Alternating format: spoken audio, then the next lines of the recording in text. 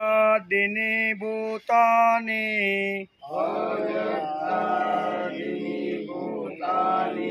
अव्यक्तादीनि भूतानि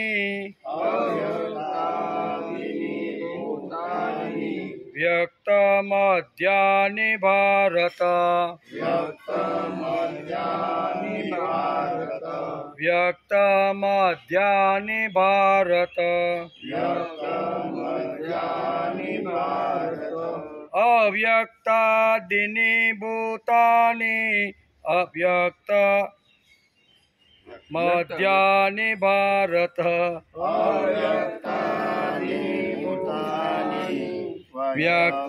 व्यक्तमध्यानि भारत अव्यक्तादीनि भूतानि व्यक्तमध्यानि भारत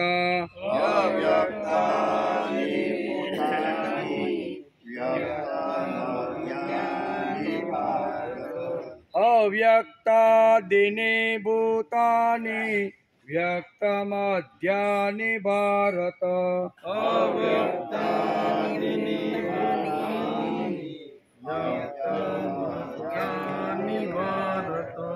अव्यक्त निधनान्येव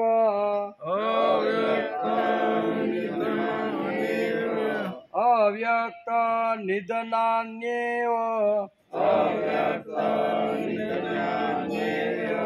तत्र का परिदेवना तत्र का परिदेवना अव्यक्त निधनान्येव तत्र का परिदेवना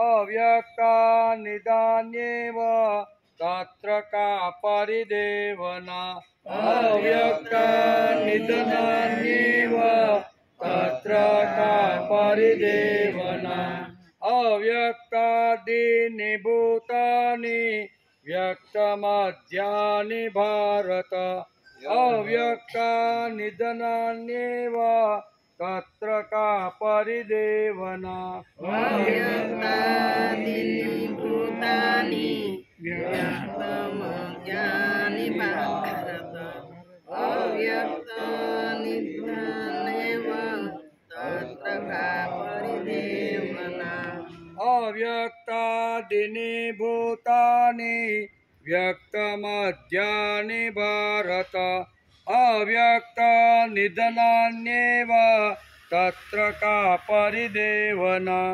अव्यक्तादीनि भूतानि व्यक्तमध्यानि भारत अव्यक्त निधनान्येव तत्र का परिदेवना आचार्यवत् पश्यति कच्चिदेन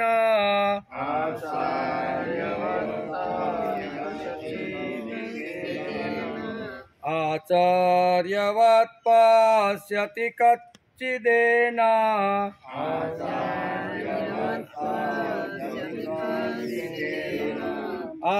आचार्यवत् तथैव चान्य आचार्यवत् तथैव चान्य आचार्यवत् तथैव चान्य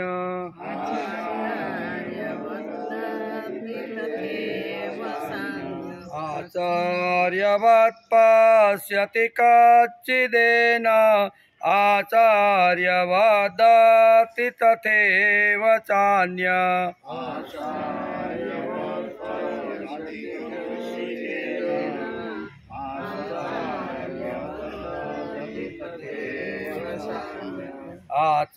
आचार्यवच्चे मनस् आचार्यवच्चे मन्या शृणोति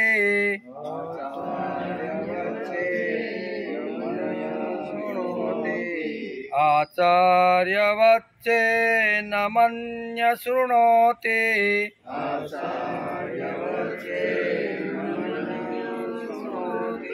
श्रुत्वाप्येन वेदन चैव कश्चित्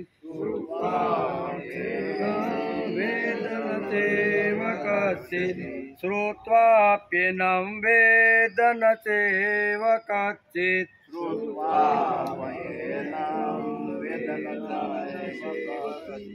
आचार्यवत् पश्यति कच्चिदेन आचार्यवदाति तथैव चान्य आचार्यवच्चेन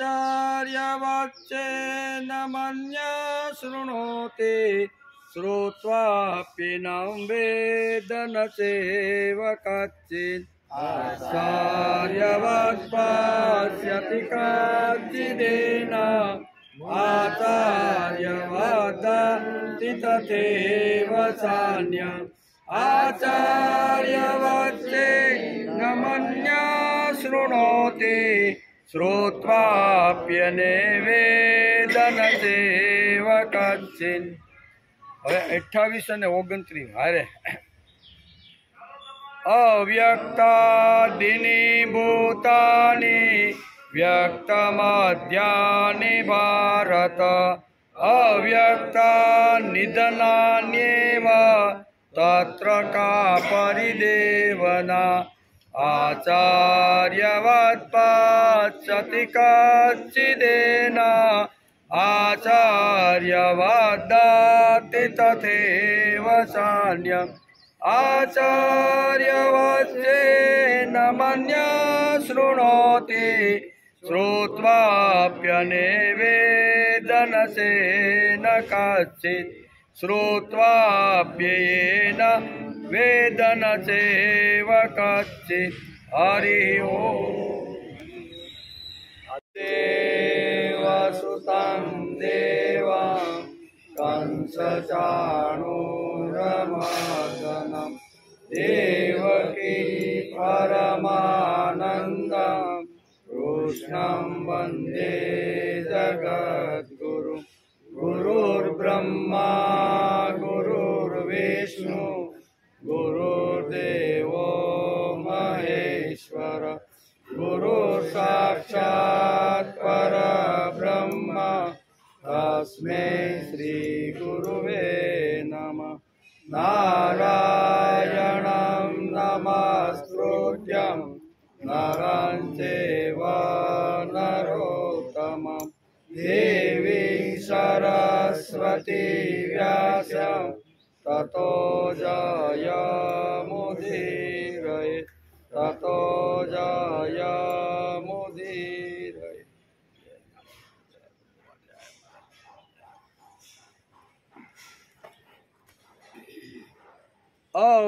अव्यक्तादीनि भूतानि व्यक्तमध्यानि भारत अव्यक्त निधनान्येव तत्र का परिदेवना।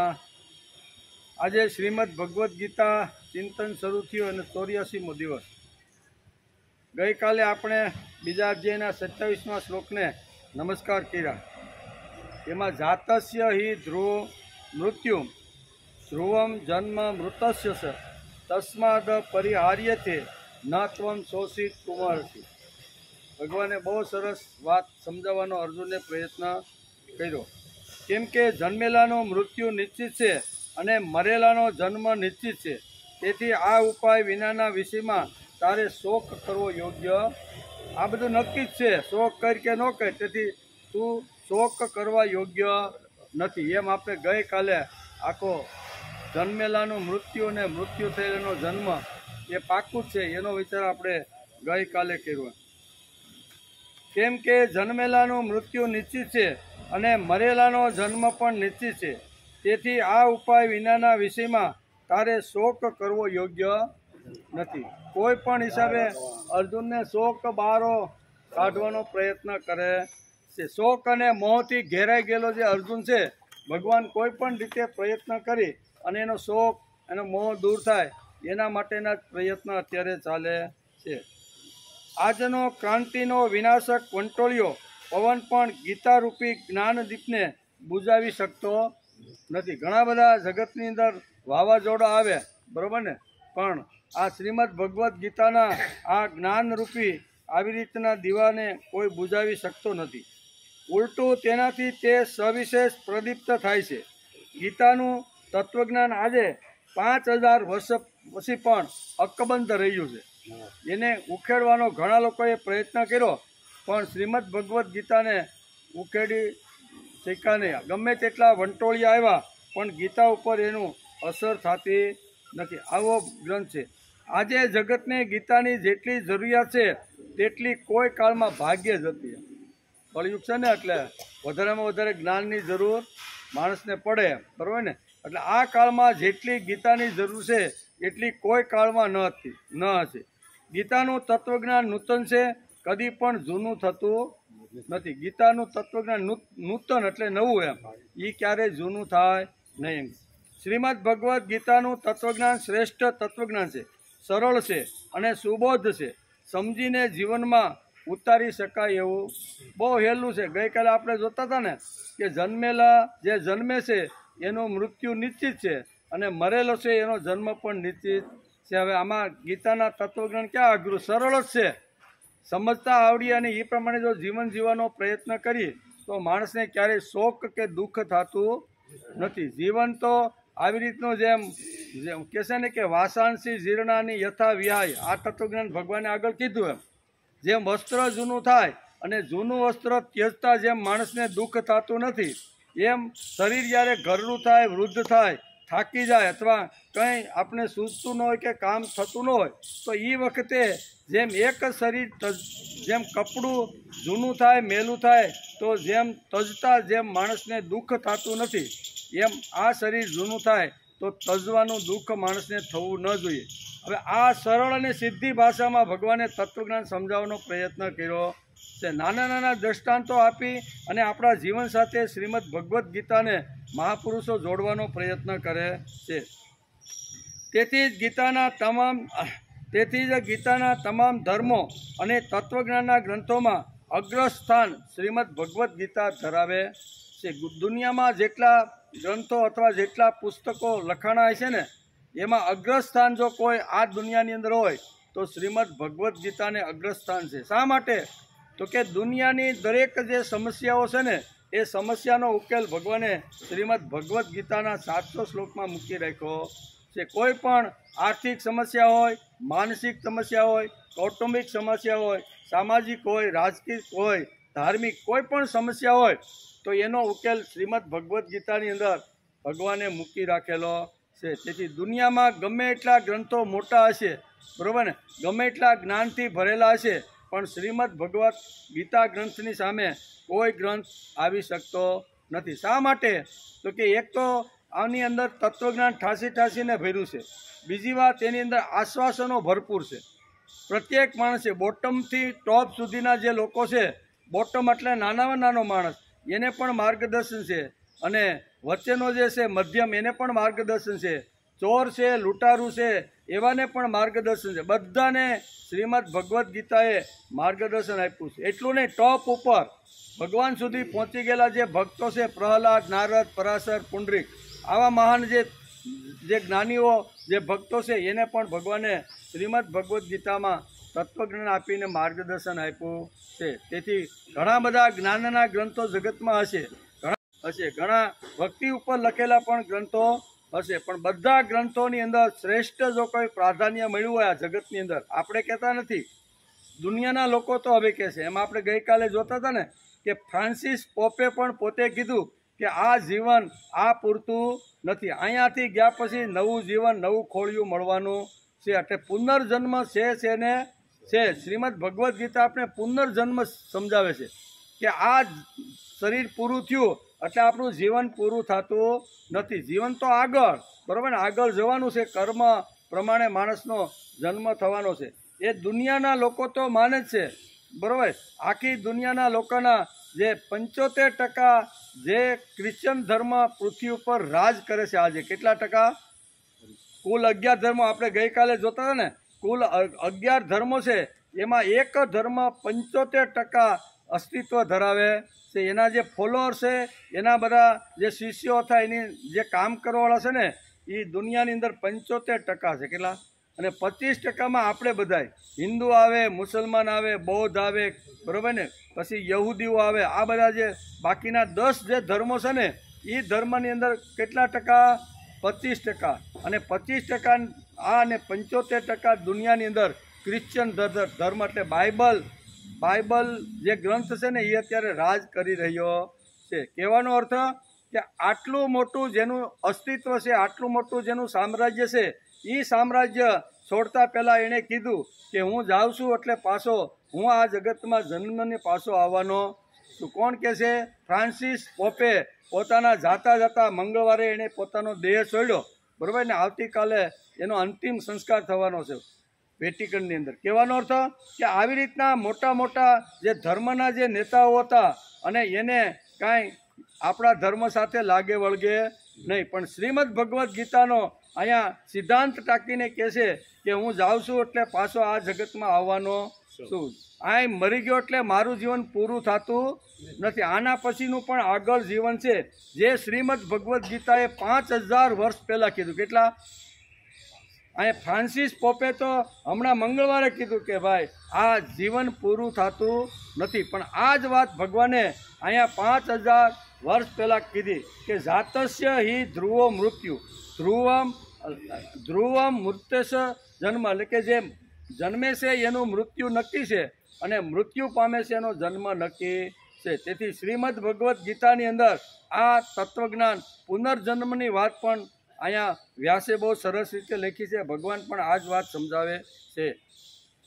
તેથી આ જગતના તમામ ધર્મગ્રંથો અને તત્વજ્ઞાનના ગ્રંથોમાં અગ્રસ્થાન શ્રીમદ ભગવદ્ ગીતા ધરાવે છે. શ્રીમદ ભગવદ્ ગીતા દીપસ્તંભની માફક તત્વજ્ઞાન આપી અને આખા જગતને અજવાળે છે. એક એવી દીવાદાંડી છે શ્રીમદ ભગવદ્ ગીતા કે એ દીવાદાંડીના આ જે પ્રકાશમાં જે લોકો આવે છે ને એ બધાને માર્ગદર્શન કરતી રહેલી છે. શ્રી કૃષ્ણે નિર્ભયતા શીખવી છે, કોઈથી ન ડરો એવો ગીતાનો આદેશ છે. તેથી શું કહેવાય, એટલે કે ફ્રાન્સિસ પોપે પણ દેહ છોડતા પહેલાં કીધું કે માણસે નિર્ભય બની જવાનું છે. એણે આજે કીધું આ વાત ભગવાન 5000 વર્ષ પહેલાં અહીંયા શ્રીમદ ભગવદ્ ગીતાના 16મા અધ્યાયના પ્રથમ શ્લોકની અંદર પ્રથમ જ શબ્દની અંદર કહે છે, અભયમ સત્વ સંશુદ્ધિ જ્ઞાન યોગ વ્યવસ્થિત દાનમ દમત્ત યજ્ઞસ સ્વાધ્યાય તપ આર્જવ. આમ 16મા અધ્યાયના પ્રથમ શ્લોકની અંદર માણસે નિર્ભય થઈને જીવન જીવવાનો પ્રયત્ન કરવો જોઈએ એવું ભગવાને 5000 વર્ષ પહેલાં કીધું. પણ અહીંયા જતાં મંગળવારે અહીંયા ફ્રાન્સ પોપે એમ કીધું કે જીવન ડરવા માટે નથી, જીવન મરે છે તો પાછો જન્મ લઈને હું આવવાનો. તો આ બધી જે ઘણી બધી વાતો એણે પોતાના પુસ્તકમાં લખી છે એ બધી આ શું બતાવે છે કે એને પણ ભલે ગીતા એણે વાંચી હોય ન વાંચી હોય પણ ગીતાના જે સત્ય સિદ્ધાંતો છે ને એ એના જીવનમાં રમતા હોય એવું આપણે જોવા મળે છે. તેથી કહે છે શ્રી કૃષ્ણે નિર્ભયતા શીખવી છે, કોઈથી ડરો નહીં એવો ગીતાનો આદેશ અને ગર્જના છે. ગીતા ગર્જના કરે છે, ડરવાનું કોઈ કારણ નથી, બરાબર ને. યુવાનોને પણ માર્ગદર્શન આપે, વૃદ્ધોને પણ આપે, થાકી ગયેલાને આપે, કંટાળ બધાને શ્રીમદ ભગવદ્ ગીતાની અંદર જ્ઞાન આપેલું છે. હે યુવાન, તારી બુદ્ધિ કોઈની ગુલામ બનવા દઈશ નહીં. કોણ કહે છે? શ્રીમદ ભગવદ્ ગીતા યુવાનોને પણ એક સંદેશો આપે છે કે હે યુવાન, તારી બુદ્ધિ કોઈની ગુલામ બનવા દઈશ નહીં, તારી હિંમત તું અભંગ રાખજે, કસાયની ફિકર કરીશ નહીં અને તારી જાતને ક્યારેક ક્ષુદ્ર સમજીશ. આવો બોધ કઈ જગ્યાએ મળે ભાઈ? ગીતા સિવાય આ બોધ શક્ય નથી. ગીતા સિવાય આ સંદેશ દુનિયાના કોઈ પણ પુસ્તક, કોઈ પણ ગ્રંથ ખોલો ને તો આવો બોધ, આવું તત્વજ્ઞાન, આવો સંદેશો કોઈ આપ્યો નથી. આપ્યો છે કે હે યુવાન, તારી જાતને ક્યારેક ક્ષુદ્ર કે હલકી સમજીશ નહીં. આ કોણ સમજાવે? આજે તો બધા પંડિતો, જ્ઞાની પુરુષો હોય એ કોઈ નાના માણસોને હાવ હલકા સમજે. એ તો સમુદ્રના કાંઠે રહે છે, માછલા પકડે છે, પછી જંગલોમાં રહે છે, પક્ષીઓ મારે છે. હવે આપણે એની પાસે જવાની કોઈ જરૂર. ઘણા લોકો આવું કરીને વિદ્વાન પંડિતો એની પાસે જતા નથી. એની પાસે કોઈ સારો વર્ગ હોય ને, બહુ ટોપ વર્ગ, પૈસાવાળો, એવા વર્ગની વચ્ચે જઈને કથા વાર્તા કરીને ધન કમાવતા રહેલા છે. પણ એક શ્રીમદ ભગવદ્ ગીતાએ ગર્જના કરી કે તારી જાતને ક્યારેક ક્ષુદ્ર સમજીશ નહીં, તારી હિંમત તું અભંગ રાખજે, કશાયની ફિકર કરીશ નહીં અને કોઈથી ડરીશ નહીં. આ પંચસૂત્રી જેવા જે સિદ્ધાંતો છે ને એ શ્રીમદ ભગવદ્ ગીતાએ આ જગતને આપ્યા છે. તેથી ગીતા મહાન છે, ગીતા શ્રેષ્ઠ છે. દુનિયાના ઘણા બધા ગ્રંથો સારા છે, ઘણા બધા પુસ્તકમાં પૂઠા પણ હારા લગાડેલા છે, ફર્સ્ટ ક્લાસ.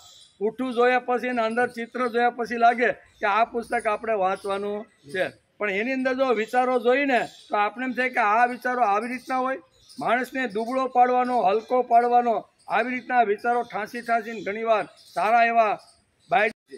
પણ શ્રીમદ ભગવદ્ ગીતા માણસને ઊભો કરવાનું કામ કરે છે. તેથી અર્જુન થાક્યો છે, અર્જુન એકદમ આવી રીતનો શું કહેવાય, એકદમ આવી રીતનો થઈ ગયો છે ને તેને ઊભો કરવાનો પ્રયત્ન ભગવાન વારંવાર અનેક શ્લોકની અંદર કરે છે કે તારા શોકને તું નિર્મૂળ મૂળમાંથી જ તું કાઢી નાખ.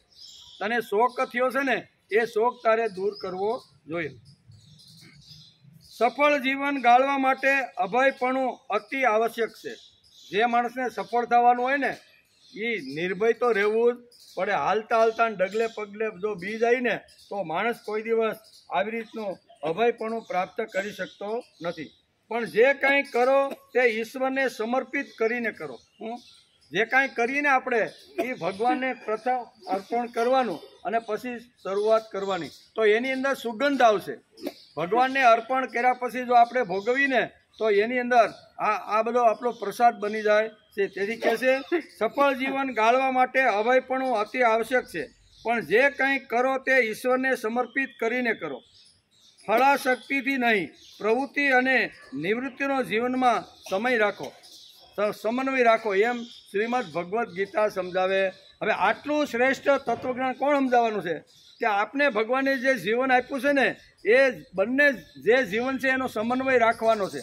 સમન્વય રાખવાનો છે એટલે સરખે ભાગે વહેંચવાનો છે. આપણી બે અવસ્થા છે એ પ્રવૃત્તિની છે અને બે અવસ્થા છે આપણી નિવૃત્તિની. આવું સુંદર માર્ગદર્શન શ્રીમદ ભગવદ્ ગીતાએ આપ્યું છે. તારે તારો વિકાસ કરવાનો છે, તારે ભગવાન સુધી જવાનું છે, તારે ભગવાનનો લાડકો દીકરો બનવાનું છે ને તો આ બે અવસ્થા તને આપી દઉં. એક વાનપ્રસ્થાશ્રમ અને સંન્યાસાશ્રમ, આ બે અવસ્થા એવી છે કે તું ધારે તો ભગવાનના ખોળાની અંદર બેસી શકે એવી તાકાત આ છે. અને બે પ્રવૃત્તિની, કુટુંબ માટે, સમાજ માટે, ગામ માટે, ધંધા માટે, નોકરી માટે, આ બે આપને આપી દીધી છે. એટલે ભગવાને સુંદર મજાનો સમન્વય શ્રીમદ ભગવદ્ ગીતાની અંદર સમજાવ્યો.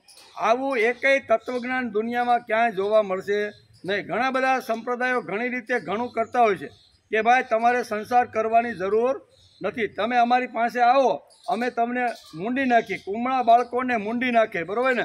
ઘણીવાર આવું સમાજમાં આપને જોવા મળે છે. શ્રીમદ ભગવદ્ ગીતા કહે છે કે કુમળા બાળકને મૂંડવાનો તમને કોઈ અધિકાર નથી. તમારે જો આવી રીતનો સંન્યાસ થવાનો હોય તો એના માટેના બે આશ્રમ તમને આપી રાખ્યા છે. વાનપ્રસ્થાશ્રમમાંથી ધીમે ધીમે ધીમે હળવે હળવે તમે એક સંન્યાસ તરફ જાઓ. 75 વર્ષ પછીની જે ઉંમર છે એમાં સંન્યાસીના નિયમો પ્રાપ્ત કરીને જીવવાનો પ્રયત્ન કરો. આવો સુંદર સમન્વય શ્રીમદ ભગવદ્ ગીતામાં છે. તેથી એને શ્રેષ્ઠ વાંગ્મય કહેવામાં.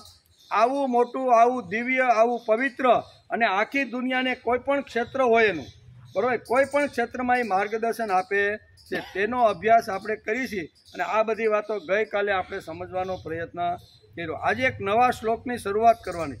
શ્રીમદ ભગવદ્ ગીતા સાંખ્ય યોગ અધ્યાય 2 અને 28 નંબરનો શ્લોક. એમાં શું કહે છે ભગવાન? બહુ સરળ રીતે સમજાવવાનો પ્રયત્ન કરે છે. માનવ જીવન આવે છે, વચ્ચે થોડોક સમય રહેશે અને પાછું માનવ જીવન ચાલ્યું. 3 વાતો આ શ્લોકની અંદર અહીંયા ભગવાને અર્જુનને સમજાવવાનો પ્રયત્ન કર્યો છે. જે અવ્યક્ત છે, જે આપને દેખાતું નથી એટલે અવ્યક્ત, બરાબર.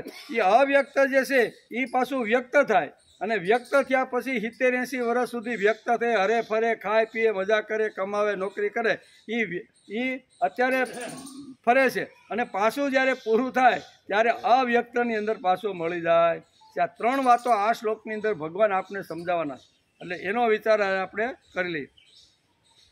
અવ્યક્તાદિની ભૂતાની વ્યક્ત મધ્યાની ભારત અવ્યક્ત નિધનાન્યેવ તત્ર કા પરિદેવના. 3 વાતો આ શ્લોકની અંદર વ્યાસ આપને સમજાવે છે. પહેલી વાત છે ભારત શબ્દ વાપર્યો છે આમાં. આ શ્લોકની અંદર એક ભારત શબ્દ આવે છે. ભારત એટલે અર્જુનને ઉદ્દેશીને આ શબ્દ બોલવામાં આવે છે. પછી ભૂતાની એટલે સઘળા પ્રાણીઓ, માનવ માત્ર, જીવ હોય કે પશુ પક્ષી હોય કે મનુષ્ય હોય, એના માટે ભૂતાની શબ્દ વાપરવામાં. ભૂતની અંદર આપણે બધા આવી જઈએ. બોલા ભૂત નહીં, એમ બોલા પીપળા નીકળે રાતે 12 વાગે નીકળે, ઉપરથી પક્ષી ફડફડ કરે એટલે આપણે એમ થાય કે હે ભૂત આવ્યું. એ ભૂતની વાત કરતા નથી. ભૂતાની એટલે માનવ માત્ર, એમ એટલે કે સઘળા પ્રાણીઓ. પછી અવ્યક્તાદિની એટલે જન્મ પૂર્વે અપ્રગટ હતા. આપણો જન્મ નહોતો થયો એ પહેલાં પણ આ બધા પ્રાણીઓ હતા કે નહોતા? કોઈ યોનિમાં કોઈ જગ્યાએ હશે, એ યોનિ પૂરી થાય અને પછી એને જો લાગ્યું છે કે આને માનવ દેહ આપવો છે, તેથી આપણે માનવ દેહમાં આવ્યા. એટલે કે છે અવ્યક્તાદિની શબ્દ સંસ્કૃતમાં છે, સમજવા જેવો છે. જન્મ પૂર્વે અપ્રગટ હતા. કેવા? જન્મ, આપણો જન્મ નહોતો થયો એ પહેલાં કોઈ જગ્યાએ હતા, એમ અપ્રગટ એટલે આપણે દેખાતા હતા નહીં, પણ પ્રગટ તો કોઈ જગ્યાએ હતા. એમ કે પ્રગટ હતા. અને અવ્યક્ત પછી મર્યા પછી પણ અપ્રગટ થઈ જાય. અહીંયા આવે 60, 70, 80 કે 100 વર્ષ સુધી માણસ પ્રગટ થઈને રહે, જીવે, અને પછી પાછો અપ્રગટ થઈ જાય. પછી મર્યા પછી પણ અપ્રગટ થઈ જાય. અવ્યક્ત નિધાનાની એટલે મર્યા પછી પણ અપ્રગટ થઈ જશે. પછી વ્યક્ત મધ્યાની, આ ત્રીજો શબ્દ વાપર્યો છે, વ્યક્ત મધ્યાની. એટલે આ બે વચ્ચેનો, પહેલાં ક્યાંય અપ્રગટ હતા, ત્યાંથી પ્રગટ થયા, અને પ્રગટ થયા પછી 100 વર્ષ સુધી જીવા અને પછી મૃત્યુ પામે એટલે પાછા અપ્રગટ થઈ ગયા. તો વચ્ચેનો જે કાળ છે ને, એના માટે મધ્યાની શબ્દ ગીતાકારે વાપર્યો. એને કહેવાય મધ્ય ભાગ. બેયની વચ્ચે એક ક્યાંક હતા, ત્યાંથી પાછા આવ્યા અને થોડાક વર્ષો રહ્યા અને પછી ગયા. એટલે બે વચ્ચેનો જે કાળ છે ને, એને મધ્ય અહીં કીધું છે કે મધ્ય એટલે કે અવ્યક્ત ભૂતાની વ્યક્ત મધ્યાની ભારત. એટલે મધ્ય ભાગની અંદર છે એનું વર્ણન કર્યું છે. એટલે કહે છે કે હે ભારત, સઘળા પ્રાણીઓ જન્મ પૂર્વે અપ્રગટ હતા અને મર્યા પછી પણ અપ્રગટ થઈ ગયા. જશે શું છે, એક અપ્રગટ હતા, આવ્યા, પ્રગટ થયા, થોડા વર્ષ રહ્યા અને પાછા અપ્રગટ થઈ ગયા. આ ચક્કર તો ચાલુ છે. તેથી શોક કરવાની કોઈ જરૂર નથી. મૂળ વસ્તુ અહીંયા ભગવાનને એક જ વાત કહેવાની છે કે એનો નિર્મૂળ એટલે મૂળમાંથી શોક જાય, એના માટે ભગવાન આ બધી વાતો સમજાવે છે. અવ્યક્તાદિની ભૂતાની, જોવામાં, સાંભળવામાં અને સમજવામાં આવવાવાળા જેટલા પણ પ્રાણી શરીર વગેરે છે, તેઓ સઘળા જન્મતા અગાઉ અપ્રગટ હતા, દેખાતા નહોતા. અપ્રગટ તો હતા પણ આપણને દેખાતા નહોતા. અવ્યક્ત નિધાન્યન, આ સઘળા પ્રાણીઓ મરણ પામ્યા પછી અપ્રગટ થઈ જશે અથવા તેનો નાશ થઈ જશે. પછી તેઓ બધા નહીં ચાલ્યા એટલે કે બધા નહીંમાં ચાલ્યા જશે, દેખાશે નહીં. પછી વ્યક્ત મધ્યાની, આ બધા પ્રાણીઓ વચમાં અર્થાત જન્મ પછી અને મૃત્યુ પહેલાં પ્રગટ દેખા દેશે. જેવી રીતે સુવા પહેલાં પણ સ્વપ્ન ન હતું અને જાગ્યા પછી પણ સ્વપ્ન ના રહ્યું, એવી જ રીતે આ પ્રાણીઓના શરીરોનો પહેલો પણ અભાવ હતો અને પછી પણ અભાવ. પહેલાં અપ્રગટ હતા, ત્યાંથી આવ્યા એટલે પછી અહીંયા 5 25 100 વર્ષ સુધી રહ્યા અને પછી ગયા. એટલે પ્રતિક્ષણ આવી રીતનું થતું રહેલું છે. માટે શોક કરવાની કોઈ જરૂર નથી. તત્ર કા પરિદેવના, જે આદિ અને અંતમાં નથી હોતું તે વચમાં પણ હોતું નથી. આદિ એટલે પહેલાં અપ્રગટ હતા એને આદિ કહે છે, અને પછી પ્રગટ થયા એને અહીંયા કહે છે વ્યક્ત મધ્યાની, અને પછી પાછા અપ્રગટ થયા એટલે પાછા શરીર જતું રહ્યું, એમ કહેવાનું છે. જે અનાદિ અને અંતમાં નથી હોતું તે વચમાં પણ હોતું નથી. એ જવાનું જ છે. ભગવાન એમ કહે છે કે વચ્ચે 5 25 કે 100 વર્ષ તું જે જીવો ને એ પણ નથી, એવું તું માની લે. આ સિદ્ધાંત છે. બધા પ્રાણીઓના શરીરો પહેલાં ન હતા અને પછી નહીં રહે. આથી વાસ્તવમાં તેઓ વચમાં પણ નથી, પરંતુ આ શરીરી પહેલાં પણ હતો અને પછી પણ રહેશે. આથી તે વશમાં પણ રહેશે. નિષ્કર્ષ આ નીકળ્યો કે શરીરનો સદા અભાવ છે અને શરીરનો કદી અભાવ નથી. શરીર અને શરીર એટલે પંચભૂતથી બનેલું જે શરીર છે એને શરીર કહેવામાં આવે છે. અને શરીર એટલે અંદર રહેલું આત્મતત્વ, એની વાત ભગવાન કરે છે કે શરીરનો સદા અભાવ છે અને શરીરનો કદી પણ અભાવ થતો નથી. એટલા માટે આ બંનેના માટે શોક કરવો યોગ્ય નથી. જાય છે એનો પણ શોક કરવો નથી. આવે છે, પ્રગટ થાય છે, થોડા સમય રહે છે અને પાછા જાય છે, તો એનો શોક કરવો. આ શ્લોકનો મુખ્ય હેતુ ભગવાન અર્જુનને આ રીતે સમજાવે છે. શોક અને મોહનો ભગવાન એક જ ઉપાય બતાવે છે, એ સાંખ્ય શાસ્ત્ર. એટલે સાંખ્ય શાસ્ત્ર જ હાલે છે અત્યારે, સાંખ્ય યોગ હાલે ને બીજો. એટલે શોક અને મોહને જો દૂર કરવાનો હોય તો એના માટેનું એક જ હથિયાર છે, અને એ હથિયાર છે સાંખ્ય જ્ઞાન, સમ્યક જ્ઞાન. એટલે બીજો અધ્યાય આવ્યો સાંખ્ય યોગ. અર્જુનના શોક અને મોહના આવેગમાં છે, તેથી ભગવાનના ઉપદેશની અસર તેના ઉપર થતી નથી. જ્યારે માણસ આવેશમાં હોય ત્યારે ઉપદેશ આપવાના બે રસ્તાઓ છે.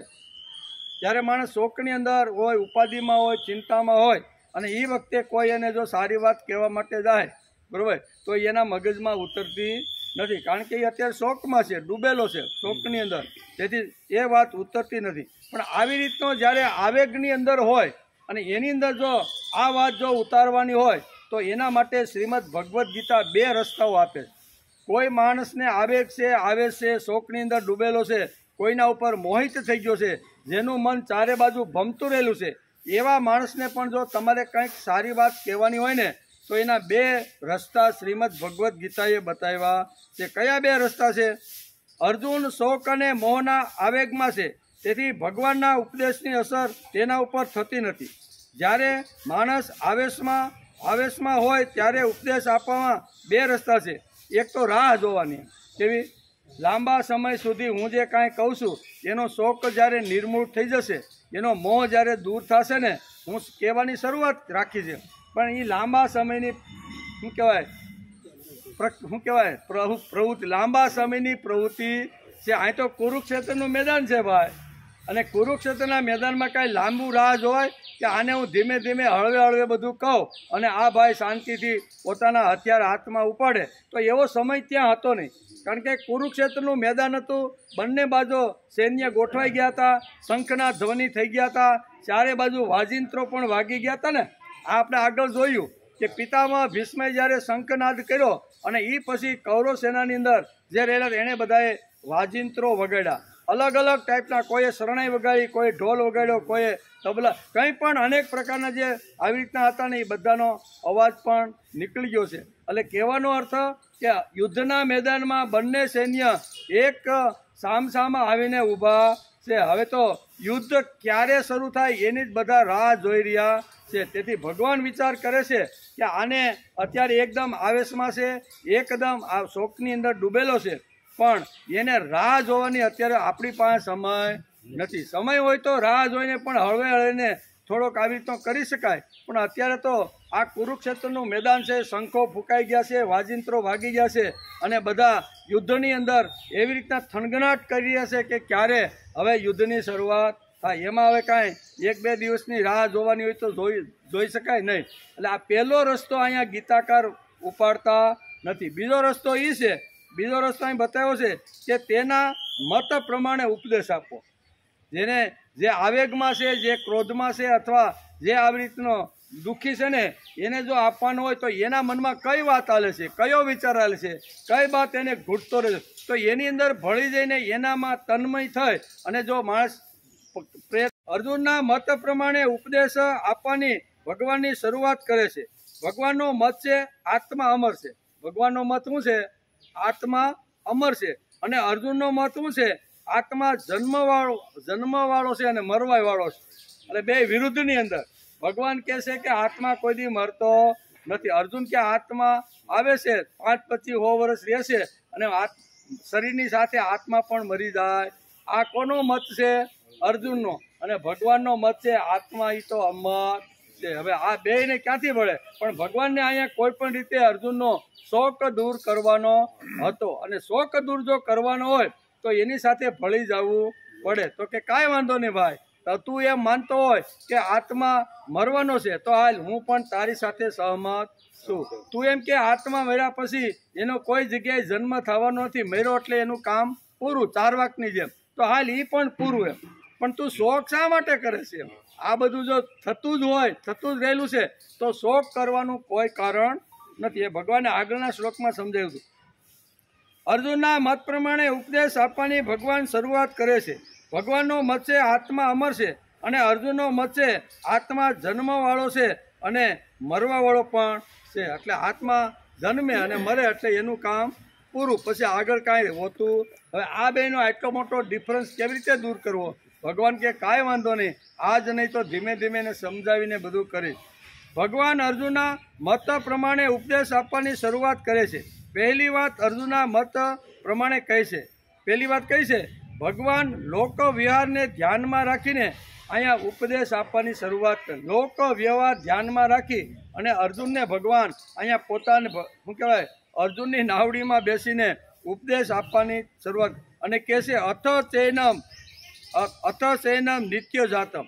આ આત્માને સદા જન્મ લેનાર તથા સદા મૃત્યુ પામનાર પણ માનતો હોય તો પણ તારે આવી રીતે શોક કરવો જોઈએ ને, એમ ભગવાન એને સમજાવે છે. તું એમ સમજતો હોય કે આત્મા મરી જાય છે, કાંઈ વાંધો નહીં, આત્મા જો મરી જતો હોય તો પણ તારે શોક કરવાનું કોઈ કારણ નથી. એટલે કે શોક ન કરવો જોઈએ. જન્મ અને મરણ સ્વાભાવિક છે, એને કોઈ અટકાવી શકવાનો નથી. આગળ કીધું ને કે વાસાંસી જીર્ણાની પણ વાત કરી આગળ, અને અહીંયા ધ્રુવ એટલે મૃત્યુ તો નિશ્ચિત જ છે એની પણ વાત કરી. આ બધી વાતો ભગવાન સમજાવે છે કે બુદ્ધિશાળી લોકો તેને સહન કરે છે, એટલા માટે શોક કરવાની કોઈ જરૂર નથી. મૃત્યુ પણ નિત્ય છે અને જન્મ પણ નિત્ય છે, શોક કરવો યોગ્ય નથી. બીજી વાત ભગવાન સમજાવે છે, પરંતુ ભગવાન બીજો પણ ઉપાય બતાવે છે.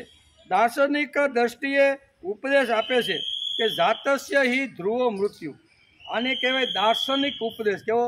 શ્રીમદ ભગવદ્ ગીતાની અંદર ભગવાને અહીંયા 27મા શ્લોકના બીજા અધ્યાયમાં અહીંયા એક સુંદર મજાનો દાર્શનિક ઉપદેશ અર્જુનને આપ્યો છે, અને કહે છે કે જાતસ્ય હિ ધ્રુવો મૃત્યુ ધ્રુવમ જન્મ મૃતસ્ય.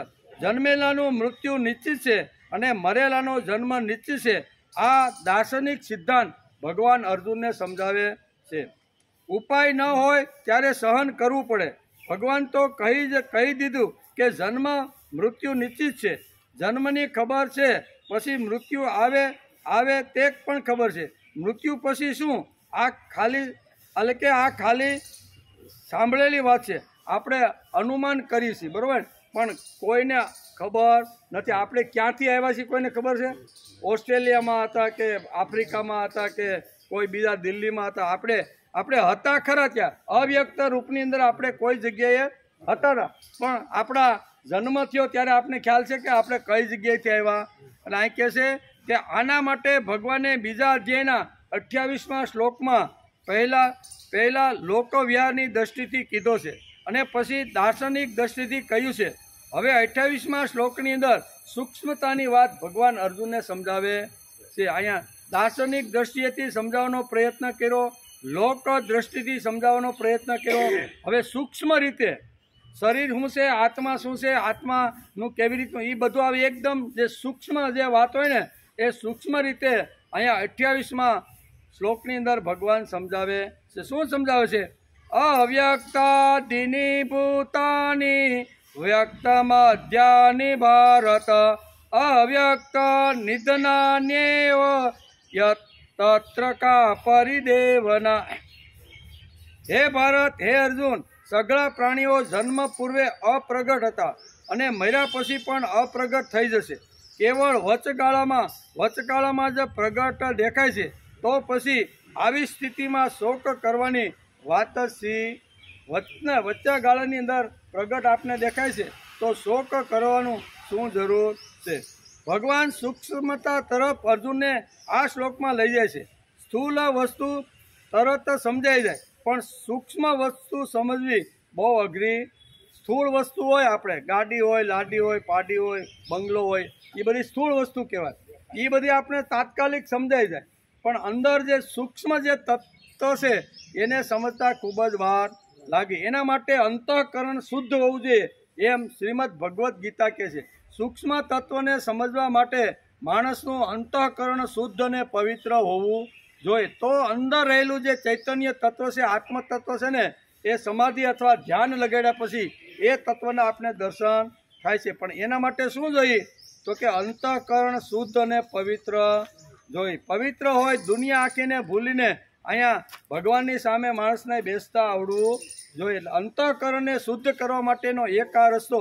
એટલે ભગવાન આ શ્લોકની અંદર સૂક્ષ્મ તરફ અર્જુનને લઈ જાય છે અને કહે છે કે હે અર્જુન, ભગવાન સૂક્ષ્મતા તરફ અર્જુનને લઈ જાય છે. અને સ્થૂળ વસ્તુ તરત જ સમજાય, પણ સૂક્ષ્મ વસ્તુ સમજવા માટે એકાગ્રતા વધારે કરવી પડે. દાખલા તરીકે નિષ્કામ કર્મયોગ કરી, બરાબર, તો એની અંદર આપણે ફળ તો મળવાનું છે, પણ દેખાતું નથી. તો એ આપણે 3-4 મહિના પછી આપણે દેખાય છે. એટલે આવી રીતનું જે બહારનું જે છે ને, અહીં કહે છે ને કે બહારની જે વસ્તુ છે એ વસ્તુ તાત્કાલિક માણસને અસર થાય છે અને દેખાય છે, પણ અંદર રહેલું જે સૂક્ષ્મ તત્વ છે એના માટે ખૂબ પ્રયત્ન કરવો પડે છે. અવ્યક્તાદિની બીજો શબ્દ છે, અને ભૂતાની અહીંયા ભગવાન 3 વિશેષણો લગાડે છે. પહેલું વિશેષણ આ શ્લોકની અંદર છે. ભગવાન કહે છે આત્મા કેવો છે? તો કે અવ્યક્તાદિની, અવ્યક્તાદિની.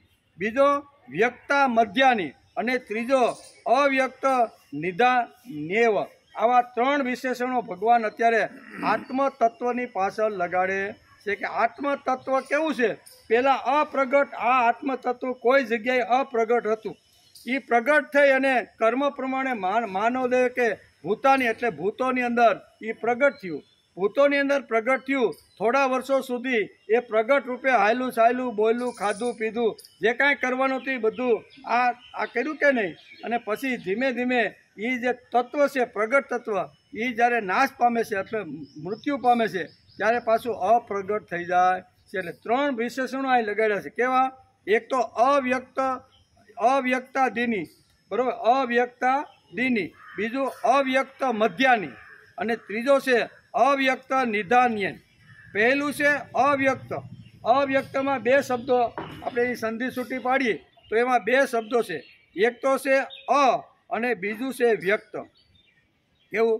અવ્યક્તમાં અવ્યક્ત, આવા 2 શબ્દો અંદર છે. પછી અવ્યક્ત એટલે આદિ એટલે શરૂઆત, પુરાણું તત્વ છે. અહીંયા અર્થ જન્મ પૂર્વે આ પ્રાણીઓ અવ્યક્ત હતા. ઇન્દ્રિયો જેને જાણી શકે તે વ્યક્ત છે. આંખ જોઈ શકે, કાન સાંભળી શકે તે વ્યક્ત છે. ભગવાને મધ્યાની શબ્દ શા માટે વાપર્યો? ભૂત અને ભવિષ્યની વાતની વચ્ચે જ તેનું નામ છે વર્તમાન. ત્યાર પછી ત્રીજો અવ્યક્ત નિધાન ન્યાય. આ શબ્દ આપણે વ્યવહારમાં પણ વાપરીએ છીએ. ઘણા કે ફલાણા બાપાનું નિધન થઈ ગયું, બરાબર. નિધન શબ્દ પણ આ સંસ્કૃતની અંદર ભગવાને અહીંયા બીજા અધ્યાયના અહીંયા 28મા શ્લોકની અંદર અવ્યક્તા નિધના ન્યેવ એવો શબ્દ વાપરીને કીધું છે કે એનું નિધન થઈ જાય એટલે પછી પાછો એ અપ્રકટ થઈ જાય છે. પહેલાં અપ્રકટ હતો, એમાંથી પ્રકટ થયો, પ્રકટમાંથી પાછો અપ્રકટ. એટલે 3 વાતો અહીંયા સમજાવવા આપણે માગે છે. શોક શા માટે કરવો જોઈએ? એટલે શોક શા માટે કરવો જોઈએ? જન્મ પૂર્વે સગળા પ્રાણીઓ અવ્યક્ત અપ્રગટ હતા, આદિ હતા, પુરાણ હતા, પછી પ્રગટ અને પછી નિધાન એટલે કે અપ્રગટ થઈ ગયા. માટે તારે શોક કરવો તારા માટે યોગ્ય. આ ભગવાન બહુ સરળ સીધી રીતે, તત્વજ્ઞાન થોડુંક ઊંચું છે, ઊંડું છે, પણ એકદમ સરળ રીતે સમજાવવાનો પ્રયત્ન કરે છે. આ બધી સમજાઈ જાય એવી વાતો છે, પણ જો આપણું અંતઃકરણ બરોબર શુદ્ધ હોય અને સાંભળવા માટે જો અહીં બેસીને તો 100% સમજાઈ જાય એવી વાતો છે. એટલે કે શોક શા માટે કરવું જોઈએ? આ શરીર સૂક્ષ્મ હતું, સ્થૂળ હતું અને પાછું સૂક્ષ્મ થયું. આ સૂક્ષ્મ તત્વ પહેલાં સૂક્ષ્મ હતું, પછી સ્થૂળ થયું. સ્થૂળ એટલે આપણે બધા અત્યારે જે છીએ એને કહેવાય સ્થૂળ, અને પછી આપણે બધા જવાના એટલે પાછું સૂક્ષ્મ. હવે આમાં આ શ્લોકમાં ક્યાં સમજવા જેવું અઘરું છે. નિરાકારી હતું. હવે આ માટે 2-4 દ્રષ્ટાંતો આપણે જોઈ લઈએ. આ જે સૂક્ષ્મ જે તત્વ છે એ કેવું હતું? પહેલાં સૂક્ષ્મ હતું, પછી સ્થૂળ થયું અને પાછું સૂક્ષ્મ. આ પહેલી વાત. બીજી વાત, આ આત્મ તત્વ પહેલાં નિરાકાર રૂપ હતું, પછી એણે આકાર લીધો અને ફરીથી નિરાકાર રૂપની અંદર. હવે આમાં ક્યાં અઘરું છે આ શ્લોકમાં? આ શ્લોક એટલો સરળ રીતે સમજાવવાનો પ્રયત્ન કર્યો છે. ત્રીજી વાત છે, આ આત્મ તત્વ અનામી હતું, નામ વગરનું, ગમે ત્યાં છે નામ હતું, અને પછી પ્રગટ થયું એટલે એનું નામ આવ્યું. મગનભાઈ, સગનભાઈ, ભીમજીભાઈ, આ બધું નામ આવ્યું કે નહીં?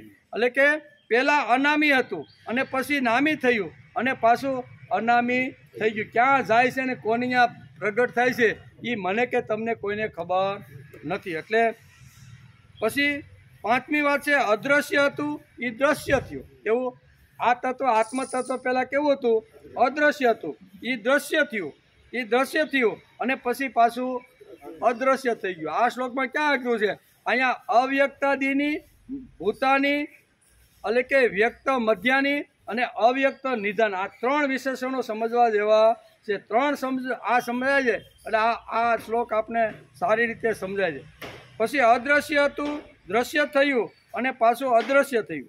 ઇન્દ્રિયોથી જાણી શકાય તેવું ન હતું. પહેલાં કેવું હતું?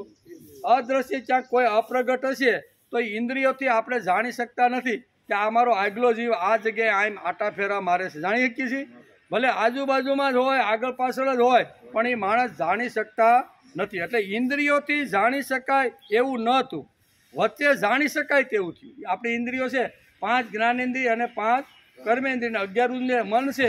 એનાથી જે પ્રગટ હોય, આ વાડી છે, આ ગાડી છે, આ પીપર છે, આ ધોણું છે, એ આપણે બધું જાણી શકીએ કે નહીં? એ આપણે પ્રગટ રૂપની અંદર જ્યારે આ આત્મ તત્વ જ્યારે પ્રગટ થયું અને થોડા વર્ષો રહ્યું ત્યારે ઇન્દ્રિયો દ્વારા આ બધું આપણે જાણી શકીએ કે નહીં? એટલે કહે છે કે ઇન્દ્રિયોથી જાણી શકાય તેવું ન હતું, પહેલાં ન હતું, અને પછી વચ્ચે જાણી શકાય તેવું થયું. 100 વર્ષની અંદર આપણે જાણી શકીએ એવું થયું કે નહીં? જાણી શકાય તેવું થયું અને અંતે ન જાણી શકાય તેવું પાછું બની ગયું. હવે આ શ્લોકમાં ક્યાં 3 વાતો ભગવાને બહુ સરસ રીતે આ વિશેષણો આપીને સમજાવવાનો પ્રયત્ન કર્યો. ગીતા અધ્યાય 2 સાંખ્ય યોગ, અને એમાં 28મો શ્લોક. 28મા શ્લોકમાં ભગવાન એકદમ હળવી ભાષાની અંદર, અર્જુન સમજી શકે એવી ભાષાની અંદર આ વ્યક્ત, અવ્યક્ત અને મધ્યાની આ 3 જે વિશેષણો જે લગાડ્યા છે આ આત્મજ્ઞાનને, એ સમજાવવાનો પ્રયત્ન, એનો આપણે વિચાર કરીએ છીએ. ભગવાન શા માટે કહે છે તેની ફળશ્રુતિ સમજવી જોઈએ. ભગવાનનો સિદ્ધાંત સમજવો હોય તો સૂક્ષ્મતા તરફ થોડું ધ્યાન આપવું કે ભગવાન આ શ્લોકની અંદર સૂક્ષ્મતાની કઈ કઈ વાતો કરે છે. સૂક્ષ્મતાને વધારે સરળ રીતે સમજવી હોય તો તેની પરિભાષા એટલે ટર્મિનોલોજી, અને અંગ્રેજીમાં શું કહે છે? ટર્મિનોલોજી સમજવી પડે. આ દર્શનશાસ્ત્રની ટર્મિનોલોજી છે કઈ? તો કે અવ્યક્ત, વ્યક્ત અને પાછું અવ્યક્ત. આ એની ટર્મિનોલોજી, એટલે સૂક્ષ્મ તત્વને સમજાવવા માટે એની ટર્મિનોલોજી સમજવી જોઈએ. 5000 વર્ષ પહેલાં કહેવાયેલા શ્લોકને આપણી સાથે શું લેવા દેવા ભાઈ? આ તો અર્જુનને 5000 વર્ષ પહેલાં કીધો, તો આજે હવે આ સમજવું કે આ શ્લોકને આપણી સાથે શું લેવા દેવા છે, એનો પણ વિચાર કરવો જોઈએ ને ભાઈ. ગીતાને આપણે એને શું સંબંધ ભાઈ? કે આ તો 5000 વર્ષ પહેલાં કુરુક્ષેત્રના મેદાનની અંદર જ્યારે અર્જુન પાછો પડ્યો, શોક અને આવી રીતનો શોક સંવિઘ્ન થઈ અને મોહિત થઈને પાછો પડ્યો, એ તો અર્જુનને કીધી છે ભાઈ. આપણને શું લાગે વળગે? પણ આપણને આ શ્લોક લાગે વળગે એવો છે. કેવી રીતે? તો એ પણ આજે આપણે સમજવાનો પ્રયત્ન કરી લઈ. 5000 વર્ષ પહેલાં કહેવાયેલા શ્લોકને આપણી સાથે શું લેવા દેવા? પણ લેવા દેવા છે ભાઈ. એને ભલે ને 5000 વર્ષ પહેલાં અર્જુનને ધ્યાનમાં રાખીને કીધો, પણ આપણી સાથે લેવા દેવા. તે માટે દર્શનશાસ્ત્રના સિદ્ધાંતો આપણે સમજવા પડે. દર્શનશાસ્ત્રની અંદર જે સિદ્ધાંતો વ્યાસે જે લખ્યા છે ને એને આપણે થોડાક સમજીએ તો આ શ્લોક આપણી સાથે શું સંબંધ ધરાવે છે એ આપણે સમજાય જાય. ભગવાને આ શ્લોકમાં ઈશ્વરવાદનું દાર્શનિક દર્શન કરાવ્યું. ઈશ્વરવાદનું દાર્શનિક દર્શન આ શ્લોકની અંદર ભગવાને કરાયું છે. અવ્યક્ત, વ્યક્ત અને પાછું અવ્યક્ત એટલે ઉત્પત્તિ, સ્થિતિ અને લય. આ દર્શન શાસ્ત્રનો જે ટોપ લેવલનો જે સિદ્ધાંત છે એ સિદ્ધાંત ભગવાને સમજાવવાનો અહીંયા અર્જુનને પ્રયત્ન કર્યો છે. પણ આ શ્લોકને આપણી સાથે ખૂબ જ લેવા દેવા છે. ઉત્પત્તિ, સ્થિતિ, પેલા અવ્યક્ત હતું એમાંથી ઉત્પત્તિ થઈ, પછી આપણે સંભાળ્યા અને પછી આપણો લય થયો. એટલે ઉત્પત્તિ, સ્થિતિ અને લય આ શ્લોકની અંદર અહીંયા દર્શન શાસ્ત્રથી સમજો હોય તો સમજવાનો પ્રયત્ન કરો જોઈએ. આ શ્લોકમાં ભગવાને આપણે કંઈક સમજાવવાનું છે. આ શ્લોકની અંદર ભગવાને આપણે કંઈક સમજાવવાનું છે. આપણા જેવા સામાન્ય માણસને માર્ગદર્શન મળે તે માટે આ શ્લોકમાં અવ્યક્ત, વ્યક્ત અને અવ્યક્ત આ ત્રણ સિદ્ધાંતો અહીંયા આત્મજ્ઞાનના સમજાવ્યા છે. પણ એને હળવી ભાષામાં જો કહેવાનું હોય તો દર્શનશાસ્ત્રનો અભ્યાસ કરી તો એની હળવી ભાષા આપણને ખબર પડે કે આ અવ્યક્ત શું છે, વ્યક્ત શું છે અને પાછું અવ્યક્ત આત્મતત્વ થઈ જાય છે. તો એની ટર્મોલોજી બરાબર જો સમજી લઈએ તો આ શ્લોક આપણી સાથે ખૂબ સંબંધ ધરાવે છે. આપણી સાથે આ શ્લોકને ખૂબ લેવા દેવા છે. આ શ્લોક સમજ્યા પછી આપણને થવું જોઈએ કે ઉત્પત્તિ, સ્થિતિ અને લય કરવાવાળા ભગવાનને રોજ નમસ્કાર કરવા. આપણી સાથે આ શ્લોકને સંબંધ છે. શું છે? ઉત્પત્તિ, સ્થિતિ અને લય કરવાવાળા જે ભગવાન છે એ ભગવાનને માણસે રોજ નમસ્કાર કરવા જોઈએ. એમ આપણે આ શ્લોક સમજાવે છે. જેણે અમને ઉઠાડ્યા પછી સંભાળ્યા અને રાત્રે કામો કરી થાક્યા પાક્યા પથારીમાં આવીને પડ્યા ત્યારે અમને સુંદર મજાનું શાંતિનું જે દાન કર્યું છે એવા અવ્યક્ત ભગવાનને રોજ માણસે નમસ્કાર કરવી લેવા. આ શ્લોકને આપણી સાથે ખૂબ જ સંબંધ છે. ખૂબ જ એટલે એકદમ નજીકનો સંબંધ આ શ્લોકને આપણી સાથે છે. એટલે ભગવાને આપણે ઉઠાડ્યા ને, ભગવાન ઉઠાડે તો જ આપણે ઉઠી શકીએ સહી. નહીંતર કાલે એક બાપા વાત કરતા હતા ને કે ભાઈ ગુરુવારે ત્યાંથી બેઠા, શુક્રવારે આવ્યા, એક દી રહ્યા, શનિવારે પાછા રાતે ઉઠતા ને રવિવારે ઉઠાડવા ગયા હતા, ઉઠ્યા. તો કેમ ન ઉઠ્યા ભાઈ?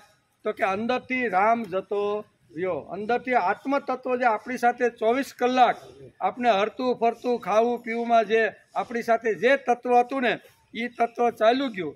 તેથી આ શ્લોકને આપણી સાથે ખૂબ સારો સંબંધ છે.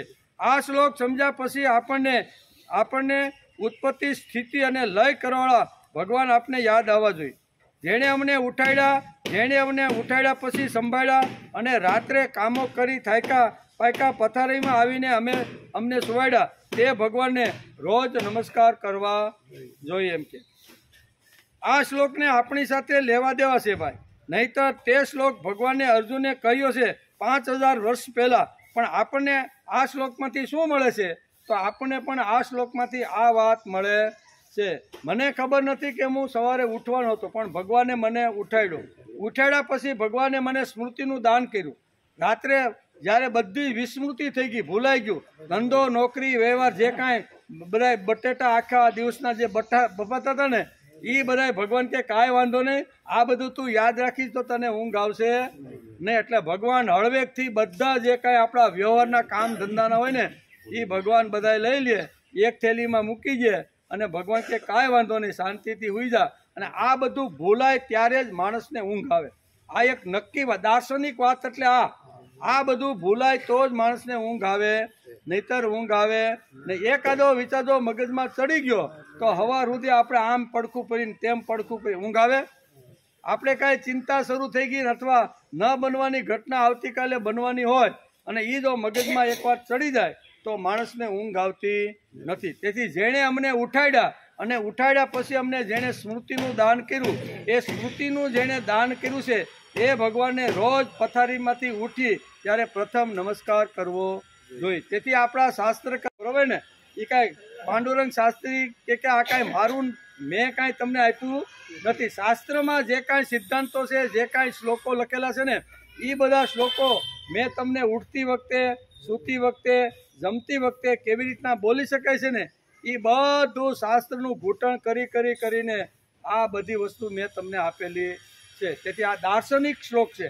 અને દાર્શનિક શ્લોકની અંદર પ્રથમ માણસ જ્યારે પથારીમાંથી ઉઠે છે ત્યારે ભગવાન એને સ્મૃતિનું દાન કરે કે જે પોટલું રાત્રે ભગવાને આપણી પાસેથી લઈ લીધું અને 6-8 કલાક આપણે ઊંઘી ગયા અને ઊંઘ્યા પછી પાછું એ જ પોટલું ભગવાન આપણા મગજમાં કે આ તારે કરવાનું, આ નથી કરવાનું, આ જવાનું, આટલું આમ કરવાનું, એ બધું જે યાદ આવ્યું ગઈકાલની ભૂલાયેલી વાત એ પાછી સ્મૃતિની અંદર લાવે છે. એવા ભગવાનને માણસે રોજ યાદ કરવા જોઈએ. એ ભગવાન કેવા છે તો કે અવ્યક્ત છે.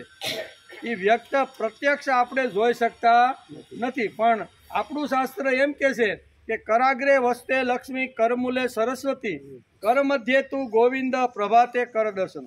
અવ્યક્ત ભગવાન જે છે એ જો આપણે જોવા મળતા જ નથી.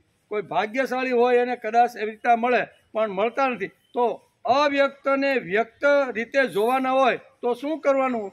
તો આપણે એક શ્લોક આપી દીધો કે કર મધ્યે તું ગોવિંદ પ્રભાતે કર દર્શન. ભગવાન ક્યાં છે? આખા વિશ્વમાં કદાચ જોવા જાય તો મળશે નહીં. મંદિરે કદાચ જાય તો પણ મળશે નહીં. તીર્થસ્થાનોમાં જાય તો પણ મળશે નહીં. તારે જો ભગવાન જોવાનો હોય, જાણવાનો હોય અને સમજવાનો હોય ને તો તારા હથેળીના મધ્ય ભાગની અંદર ભગવાન આવીને બિરાજમાન છે. તેથી કીધું કર મધ્યે તું ગોવિંદ પ્રભાતે કર દર્શન. તેથી સવારે ઉઠીને માણસે રોજ પ્રભુને નમસ્કાર કરવા જોઈએ. આ શ્લોકને આપણી સાથે ખૂબ જ લેવા દેવા છે. નહીતર તે શ્લોક ભગવાને અર્જુને કહ્યો તો આપણે શું ભાઈ, પણ આપણી સાથે એનો ગાઢ સંબંધ છે. આજે આપણે તેને ત્રિકાળ સંધ્યા કહીએ છીએ. આ ઉત્પત્તિ, સ્થિતિ અને લય, અવ્યક્ત, વ્યક્ત અને પાછું અવ્યક્ત, એને આપણી સાદી ભાષામાં કહેવું હોય તો પાંડુરંગ શાસ્ત્રીએ એને ત્રિકાળ સંધ્યા નામ આપ્યું. ત્રિકાળ સંધ્યા એટલે 3 સમયે પ્રભુને યાદ કરી લેવા જોઈએ એમ કે. આજે આપણે તેને ત્રિકાળ સંધ્યા કહીએ છીએ. સવારના ઉઠતી વખતે, બપોરે જમતી વખતે અને રાત્રે સૂતી વખતે ભગવાનને યાદ કરો, નમસ્કાર કરો અને એના પ્રત્યે કૃતજ્ઞતા વ્યક્ત કરો. એમ આ શ્લોક આપણે સમજાવે છે કે ભાઈ પહેલાં વ્યક્ત જે આત્મતત્વ અવ્યક્ત હતું એમાંથી વ્યક્ત થયું. એમાં 80-90 વર્ષ સુધી એ વ્યક્ત સાથે હું આવી રીતનો રમ્યો, હંસો, ખાધું પીધું, મજા કરી અને પાછું એ જ તત્વ પાછું અવ્યક્તમાં ભળી જાય છે. એટલે ઉત્પત્તિ, સ્થિતિ અને લય કરવાવાળા ભગવાનને માણસે રોજ યાદ કરી લેવા જોઈએ. આ શ્લોકની અંદર આપણે આ સમજાવશે. આજે એટલે કે અમારા જન્મ પહેલાં અમે અવ્યક્ત હતા. પ્રભુએ અમને જન્મ આપ્યો એટલે અમે વ્યક્ત થયા. અમારી ઉત્પત્તિ થઈ, અમને સંભાળ્યા અને પછી ફરી અવ્યક્ત એટલે લય થયો. હવે આ ગીતા સાથે આ શ્લોકને બહુ સારી રીતે આપણી સાથે સંબંધ છે. એટલે આ બહુ સરળ રીતે છે. પછી ફરી અવ્યક્ત થયા એટલે લય થયો. તેથી ઉત્પત્તિ, સ્થિતિ અને લય કરવાવાળા ભગવાનને માણસે દિવસમાં રોજ 3 વખત યાદ કરી લેવા જોઈએ. 3 વાર શા માટે? તો આપણે બધા સાંસારિક અને વ્યાવહારિક માણસો 24 કલાક ભગવાન કરતા હાથમાં માળા લઈને બે કાંઈ કરો જ નહીં તો આપણો વ્યવહાર હાલે? આપણા સંબંધો કોઈ મિત્રો સાથે કે સગા સંબંધી સાથે જળવાય ખરા? જળવાય જ નહીં. એટલે અહીંયા બહુ સરળ સીધી ભાષાની અંદર કહેવામાં આવ્યું છે કે દિવસમાં ઓછા નામે એક અગત્યના 3 સમયો છે. એ 3 સમયે ભગવાનને યાદ કરી લેવા જોઈએ. આપણા જેવા સામાન્ય લોકોની ઉત્પત્તિ ક્યારે થાય છે? તો કે સવારે ઉઠ્યા ત્યારે. એ આપણી ઉત્પત્તિ, ભગવાનની મોટી ઉત્પત્તિ હોય. પણ આપણા જેવા સામાન્ય માણસની ઉત્પત્તિ ક્યારે થવાય? રાત્રે હતા ત્યારે તો અવ્યક્ત હતા. આપણે કાંઈ માતા નહોતા, પિતા નહોતા, બાપ નહોતા, પત કાંઈ હતું એમ? તો એ કાંઈ હતું નહીં. પણ આપણી ઉત્પત્તિ ક્યારે થાય? તો કે સવારમાં આપણે 5-6 વાગે જાગ્યા એટલે આપણી સામાન્ય માણસની ઉત્પત્તિ થઈ. સવારના ઉઠતાની સાથે તેવી જ રીતે ખાધેલું પચાવીને તે જ અમને સંભાળે છે. બપોરે અમે ભોજન કર્યું અને એમાંથી પાચન કરી અને બધું કચરો વચરો જે કાંઈ હતું અલગ કરીને લોહી બનાવી અને અંગૂઠાથી માથા સુધી જે ચલાવે છે, જે સંભાળે છે એને યાદ કરી લેવા જોઈએ. આખો દિવસ થાક્યા પાક્યા પથારીમાં પડીએ છીએ ત્યારે પ્રભુ જ અમને સુવાડે છે અને મીઠી મધુરી ઊંઘ આપણને આવી જાય છે. શા માટે? તો કે ભગવાને બધા કાંઈ ચિંતા ને મોહના ને ઝાડા બધાને ટોપલા હતા ને એ ભગવાને પોતાની પાસે લઈ લીધા છે. તેથી મીઠી ઊંઘ આવે છે. તેથી જ આપણે મીઠી ઊંઘ આવે છે. આ મહત્વના 3 સમયે ભગવાનને રોજ યાદ કરો. આ દાર્શનિક વિચાર છે. એમ પાંડુરંગ શાસ્ત્રી પોતાના પ્રવચનની અંદર શ્રીમદ ભગવદ્ ગીતાના શ્લોકને ટાંકતા આ વાત સમજાવે છે. પૂજ્ય દાદા તેથી જ કહે છે કે આપણી જે આ ત્રિકાળ સંધ્યા છે તે ત્રિકાળ સંધ્યા દાર્શનિક છે. આખું જીવન ભગવાન જ ચલાવે છે, પરંતુ એને 24 કલાક ભગવાન ભગવાન યાદ કરતા બેસીએ તો આપણો વ્યવહાર પણ કેમ થાય? શક્ય જ નથી. નોકરી ન થાય, ધંધો ન થાય તો શું કરવું જોઈએ? તો કે આવા મહત્ત્વના 3 સમય છે, એ 3 સમયની અંદર ભગવાનને આપણે યાદ કરી લેવા જોઈએ. એનું એ શાસ્ત્ર જે કીધું છે એનું પાંડુરંગ શાસ્ત્રીએ હળવી ભાષામાં કીધું છે કે આપણે તેને ત્રિકાળ સંધ્યા કહીએ છીએ. ભગવાનને પણ ગમે નહીં. ભગવાનને ગમે માળા લઈને બે જણ કાંઈ ધંધો જ ન કરો, કોઈને સામું ધ્યાન જ ન આપો અને ફક્ત રામ રામ રામ રામ કરો તો ભગવાનને પણ ગમતું, ભગવાનને પણ ગમે નહીં. મેં તારી થાળીમાં સુખ દુઃખ પીરસા છે, કંઈક સમસ્યાઓ રાખી છે, તે વખતે તું કેવી રીતે જીવે છે તે મારે જોવાનું. તારે માળા કરીને બેસવાનું નથી, પણ મેં તારી થાળી એટલે જીવન. તારા જીવનમાં ઘણા બધા સુખ દુઃખ, યશ અપયશ, હાનિ લાભ, આ બધું તારી થાળીમાં મેં બધું પીરસેલું છે. એ થાળીમાં તું કેવી એ મારે જોવાનું છે. ભગવાને આ શ્લોકમાં અવ્યક્તાદિની ભૂતાની શબ્દ વાપર્યો છે. 3 વિશેષણો કહ્યા છે, તેને આપણી બુદ્ધિ પ્રમાણે સમજવાનો પ્રયત્ન આપણે કરીએ છીએ. 3 વિશેષણો ભગવાને આ શ્લોકની અંદર આપવાનો પ્રયત્ન કર્યો છે અને એ પ્રમાણે આપણે આ શ્લોકને સમજવાનો પ્રયત્ન કરીએ છીએ. ભગવાન શ્રી કૃષ્ણ અર્જુનને સ્વસ્થ બનાવવા માગે છે. કેવું? આજે અંદર અશુચિ એટલે અપવિત્રતા આવી ગયું ને, અજ્ઞાન આવી ગયું. અજ્ઞાન એટલે કે અશુચિ, એને બહાર કાઢવાનો પ્રયત્ન કરે છે. એટલું જ નહીં, શોક અને મોહમાં જે ડૂબી ગયેલો હતો એવા અર્જુનને ભગવાન અહીંયા બહાર કાઢવાનો પ્રયત્ન કરે છે. તેથી ભગવાન શ્રી કૃષ્ણ અર્જુનને સ્વસ્થ બનાવવા માટે પ્રયત્ન કરે છે. પવિત્ર થયા વગર આત્મજ્ઞાન થાય નહીં, આવો ભગવાનનો સ્પષ્ટ મત અને વિચાર. અત્યારે એના મનની અંદર કંઈક કચરો ઘૂસી ગયો છે, કંઈક મોહ ઘૂસી ગયો છે અને કંઈક આવી રીતના શોકથી આવી રીતનો અર્જુન બની ગયો છે. તેથી ભગવાન કે ગમે તેટલું તત્વજ્ઞાન આત્મજ્ઞાન એને કહીશ તો એની બુદ્ધિમાં ઉતરવાનું નથી. તેથી કોઈ પણ હિસાબે આ કચરો બહાર નીકળે અને પછી સારી વાતો અંદર જાય. તેથી ભગવાનનો દરેક શ્લોકની અંદર આ જ પ્રયત્ન છે કે આવી સ્થિતિમાં શોક કરવાની કોઈ જરૂર નથી. વારંવાર એક શ્લોકની અંદર ભગવાન આ કહે છે, જ્યાં સુધી અર્જુનને શોક છે, સ્વજનોનો મોહ છે, તેના તરફ વાસના છે, મોહ ચાલે છે, ત્યાં સુધી આત્મજ્ઞાન થશે નહીં. શુચિતા પ્રાપ્ત કર્યા પછી આત્મજ્ઞાન થાય. મન એકવાર પવિત્ર થઈ ગયું, શુદ્ધ થઈ જાય અને પછી કોઈ જો વાત આપણે એને કરી તો એ વાત એના જીવનમાં ઉતરે. પણ અત્યારે અર્જુનનું જે મન છે ને એ ચારે બાજે ભમતું રહેલું છે. અશુચિ એટલે કે અપવિત્ર છે, અજ્ઞાન પેસી ગયું છે અને આ બધું દૂર કરવા માટે ભગવાન કહે છે કે પહેલાં કદડો બધો બહાર કાઢો. આ કચરો જો બહાર નીકળે તો આપણું ઘર સ્વસ્થ થાય. તેથી ભગવાન ખૂબ જ પ્રયત્ન કરે છે. તેથી કુતસ્વા કસ્મલમિદમ વિષમે સમુપસ્થિતમ અનાર્ય જુષ્ટમ અસ્વર્ગમ અકીર્તિમ કરમ અર્જુન. આમ કરીને ભગવાન પહેલાં તો એક લપડા કેને મારી દે છે કે તું કેવી રીતની વાત કરે છે. તારા મનની અંદર આ સ્વજનો પ્રત્યે મોહ શા માટે ઉત્પન્ન થયો? તારા મનની અંદર આવી રીતનો શોક શા માટે નિર્માણ થયો? આ કચરો ક્યાંથી ઘૂસ્યો? ભગવાન કુતસ્વા કસ્મલ, કસ્મલનો અર્થ, કસ્મલ સંસ્કૃત શબ્દ છે, એનું ગુજરાતી થાય છે કચરો. કેવો? કોઈ કચરો ઘરમાં રાખે, અરે ગમે ત્યાંથી હાવણી બેન લઈને ઝાડા બુડા કે ખૂણા ખસરામાં પીડ્યો હોય ને તો એ બધો કાઢે કે નહીં? ના, કાઢીને પછી આલો ઘરમાં રહેવા દો. એ ઘરમાં ન રાખે, અહીં ઓલું નીકળે ને કચરા પેટી, એમાં દોડતી કચરો નાખવા કે રાખી મૂકે. નાનો આખું ઘર સાફ કર્યું, અડધી ડોલ કચરાની ભરાઈ ગઈ છે, ભલે નહીં રહ્યો આ શોભાનો ગાંઠિયો. જેમ ફૂલને શોભામાં રાખે એમ કચરાને કોઈ રાખે? ભગવાનનો આ પ્રશ્ન, કુતસ્વા કસ્મ મિદમ, જો વાંચો શ્લોક. કુતસ્વા એટલે આ કચરો તારા મગજમાં ક્યાંથી? કુતસ્વા કસ્મલમિદમ, પછી વિષમે સમુપસ્થિતમ. આ વિષમ પરિસ્થિતિની અંદર આવા યુદ્ધની બધા શું કહેવાય શરણાઈયું, ઢોલ નગારા વાગી ગયા છે, બધા વાજિંત્રો વાગ્યા છે, પિતામહ ભીષ્મે શંખનાદ કરી દીધો છે, પાંડવોએ 18 પાંડવ પક્ષના સેનાપતિઓએ બધાએ શંખનાદ કર્યો છે, અને હવે તું એમ કહેશો કે મારે લડવું નથી. તો લડવું નથી એટલે એ કચરો. એટલે ભગવાન કહે છે કસ્મલ, કે હે અર્જુન, તારા મનની અંદર, તારી બુદ્ધિની અંદર, તારી ઇન્દ્રિયોની અંદર આ કચરો આવ્યો ક્યાંથી? આ કચરો દૂર કર્યા વગર અર્જુનને તત્વજ્ઞાન મળવાનું જ નથી, એમ ભગવાનનો સ્પષ્ટ વિચાર હતો. તેથી 11મા શ્લોકથી શરૂઆત કરી અને 25મા શ્લોક સુધી એણે આત્મજ્ઞાન સમજાવ્યું, પણ કચરો અંદર પડેલો હતો, અંતઃકરણ અશુદ્ધ હતું, બરાબર. તેથી એની કોઈ 15 શ્લોકની કોઈ અસર થાય નહીં. ભગવાન વારંવાર ટ્રાય કરે છે અને વારંવાર કહેતા જાય છે કે આ કચરાને તારે બહાર ફેંકી દેવો જોઈએ.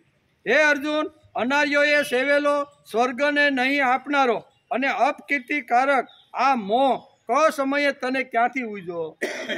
ક સમય જ કહેવાય ને, યુદ્ધનું મેદાન છે. કોઈ હોલમાં ગીતા કહેતા હોય ને કાંઈ આવું થાય તો એક વાત જુદી છે, પણ આ તો યુદ્ધની મેદાન. શંખો વાગી ગયા છે અને વાજિંત્રો પણ વાગ્યા, અને બધા ઉત્સાહથી 18 અક્ષરની સેના ભેગી થઈને લડવા માટે તૈયાર છે. આ ક સમય કહેવાય. કેવો?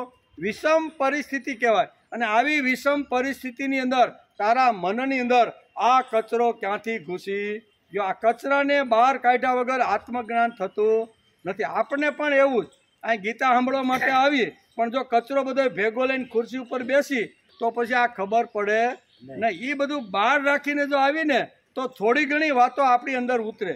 અહીંયા 15 શ્લોક કીધા પછી પણ અર્જુન જેવા અર્જુન કહેવાવાળો કૃષ્ણ કનૈયો, ભગવાન કૃષ્ણ પોતે ખુદ કહેવાવાળા કોણ?